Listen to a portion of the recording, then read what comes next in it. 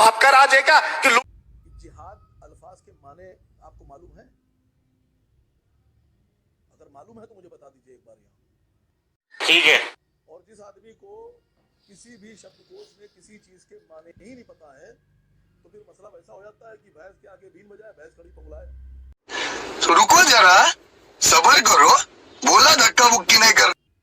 नहीं, इनके हिसाब से, असीम वकार के हिसाब से हम और आप सब कोई भैंस हो गया, ये बीन बजाने वाले अकेले बुद्धिमान प्राणी पैदा हुए थे।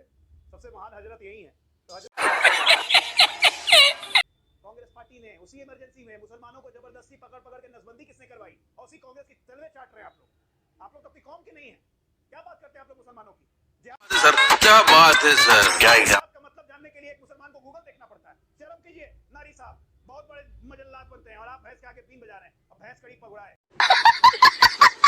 आप क्या समझते हैं कि संविधान और वोट जिहाद से अब बचेगा क्या? ये जो पार्टियां अब पहले एक फेक वीडियो काट छाट एआई लगाकर जो वीडियो चला रही थी कि भाई आरक्षण खत्म हो जाएगा, अपने आरक्षण खत्म करने पर जो जवाब नहीं दे पा रहे थे, क्या अब ये वोट जिहाद से ये चुनाव जीतेंगे? बहुत देर से आप लोग की बहस सुन रहा हूँ। दूसरी बात, पहले तो सबसे पहली बात तो अगर आपने किसी बात पर बहस के लिए बुलाया है तो वो बात आपको जानकारी में कितनी है, उसका मतलब कितना पता है आपको, मैं आपसे पूछना चाह रहा हूँ। और भारतवासियों कैसे हो आप सब? होप है कि अच्छे ही होंगे।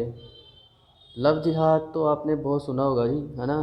और अब मार्केट में एक नया जिहाद आ गया, वोट जिहाद। भाई साहब सपा पार्टी की हैं अपना मारिया आलम, जो कहते हैं ना सलमान खुर्शीद की भतीजी है, उन्होंने अपनी सभा में कहा कि हाँ जी अब हमने वोट जिहाद करना है। वोट जिहाद आपको पता ही है किसके लिए करना है?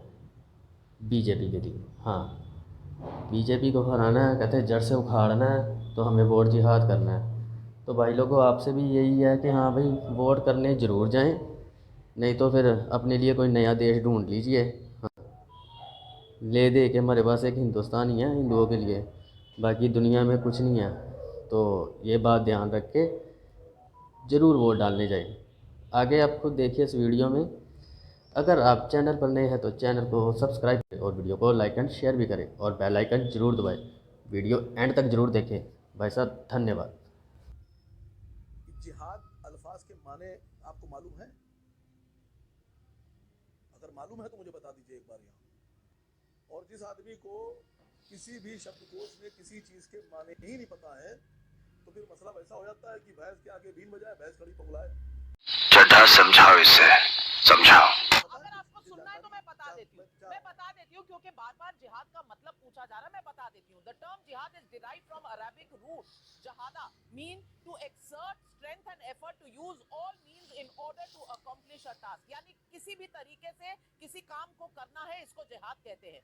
और इसके एक्सपेंडेड सेंस में fighting the enemies of Islam, यानी इस्लाम के दुश्मनों के साथ लड़ना जिहाद कहलाता है। पहली फुर्सत में निकल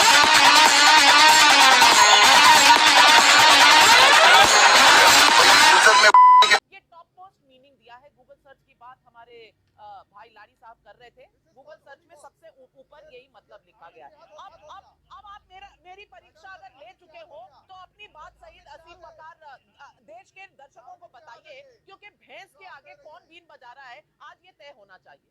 नहीं तो क्या? देखिए, हर आदमी अपने मानसिक स्तर के हिसाब से अल्फाजों को तोड़ता और मोड़ता है। अब मैं तो इतना कहूंगा कि जिन्होंने ये स्पीच दी है वो हमारी पार्टी की नेता नहीं है, वो समाजवादी पार्टी की नेता है। समाजवादी पार्टी के मंच पर थी। इस वक्त जो लड़ाई है वो लड़ाई है देश में सत्ता परिवर्तन की।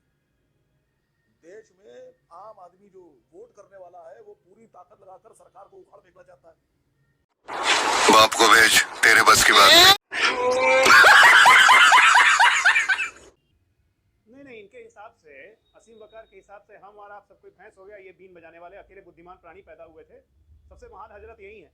तो हजरत जरा ये भी बताइए कि कैसे कैसे मानसिक विचार आए थे जब कहा था कि 20 करोड़ मुसलमान और 80 करोड़ हिंदू एक तरफ कर दो, 15 मिनट के लिए पुलिस हटा दो, बताते हैं कौन जीतता है। और हमारे पुरखे यहाँ पे 500 साल यहाँ पे राज करते हुए आए हुए हैं, हमें कुछ नहीं कर पाओगे। समझ रहे हो? समझ रहे हो ना? काफिर का मतलब क्या होता है? कुरान में काफिर का क्या मतलब होता है? बताइए जनाब आला, आप तो बड़े तेज हैं, विद्वान हैं, और काफिर के साथ कुरान में क्या कहने को कहा जाता है, जरा ये भी बताइए।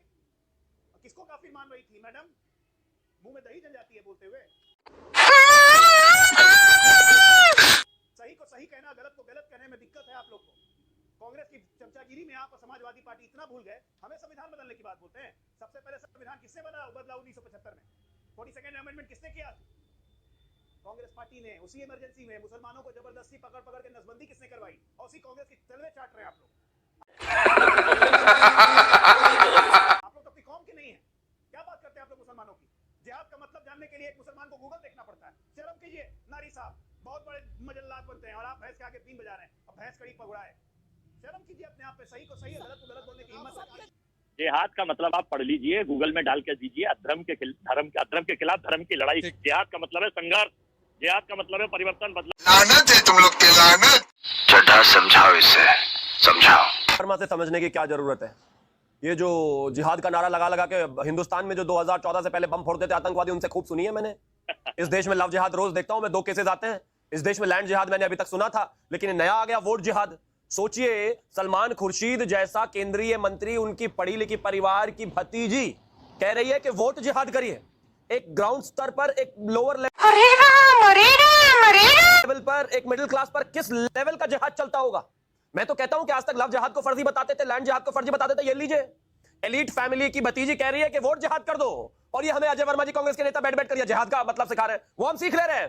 फिल्मों से लेकर 10,000 चीजें और डॉक्यूमेंट ऐसे अवेलेबल है। कौन क्या जिहाद कर रहा था? ओसामा भी जिहाद ही कर रहा था, उसको भी कह दो, वो भी जंग छेड़ रखी थी। जियाउर रहमान हक कह रहे हैं, संभल के कैंडिडेट, कि भैया आपने मुख्तार को देखा, आपने अतीकुर रहमान, आपने उसको अतीक को देखा, आपने शहाबुद्दीन को देखा, क्या बुरा हुआ उनके साथ? आपको उनकी कसम है, उनका बदला लेना है, चीजें करनी है। अगर इस तरह की चीजें इंडिया अलायंस को करनी है, मैं तो पूछना चाहता हूं कांग्रेस वालों से, शहाबुद्दीन, अतीक, मुख्तार क्या ये इनके हीरो है क्या? मान लिया आप उनके घर पर चले गए थे, उनकी कब्र पर फतिया पढ़ने चले गए थे, लेकिन आज उनके वोट भी उनसे डरा डरा कर मांग रहे हैं। देना पड़ेगा। यहाँ जिहादियों की तरह बात मत कीजिए बिल्कुल भी। नहीं, यहाँ बात मत कीजिए बिल्कुल भी जिहादियों की तरह। वोट जिहाद करने वाले लोग यहाँ न्यूज चैनल पर आकर ऐसी बातें करेंगे।